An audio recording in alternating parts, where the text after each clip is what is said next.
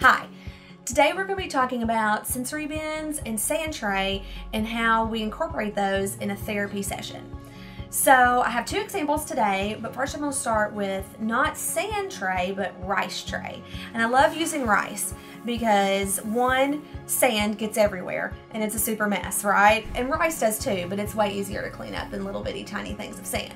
So rice is super cool. And so when you have a client that comes in, or a kiddo that's coming in that has a lot of sensory needs, here at PPCD, we really try to look at every kid through multiple angles. And so if we have a kid that has lots of sensory needs, then we need to address those so that then they can be able to talk about their feelings and have more verbal skills. And sometimes even with kids that don't have verbal skills, these are super important as well. So a lot of times that's just through play.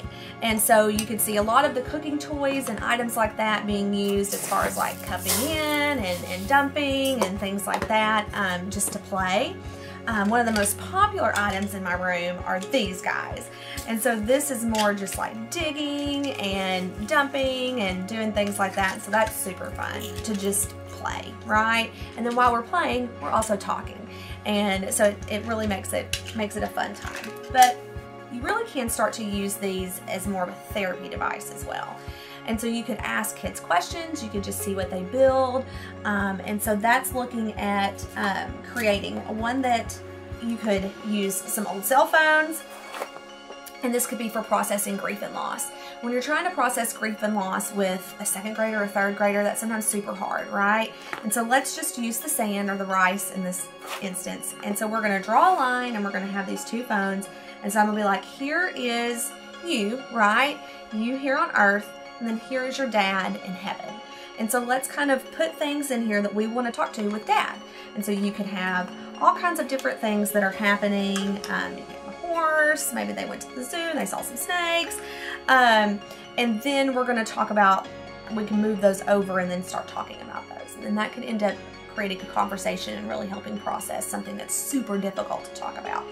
Some other ways that you can use this is through relationship problems. You can see lots of fences at that point, and so you could say, well, here's me. Kid could say that they are a unicorn, and that of course because you're fabulous, and there's rainbows and all kinds of things. And then the other side is going to be, here's Rainbow Rock, maybe the relationship with their mom. Maybe their mom's active in addiction and substance use, so we're over here.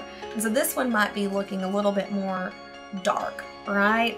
Broken home, isolated, because we have the fence that's now showing us the separation of the two. So then I could be like, well, what's something that we could change? What's something that you hope might be different? And so that could be taking out one of these fences, maybe adding some water in here, and then now we're going to try to bridge over. And so bridges are super healthy, and you want to see those in these trays because that's signaling hope. And so hopefully we could go over and we could then start processing about what could be different with our relationship with our mom or whoever that, that might be struggling in our life.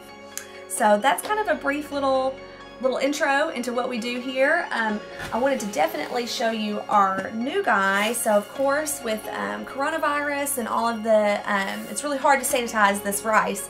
So these are washable beads, and so we've recently purchased those, and that's going to be super fun. So if you think that some of these techniques might really be helpful for your child or anyone in your family to help process some big feelings, give us a call or visit our website. Hope to see you soon.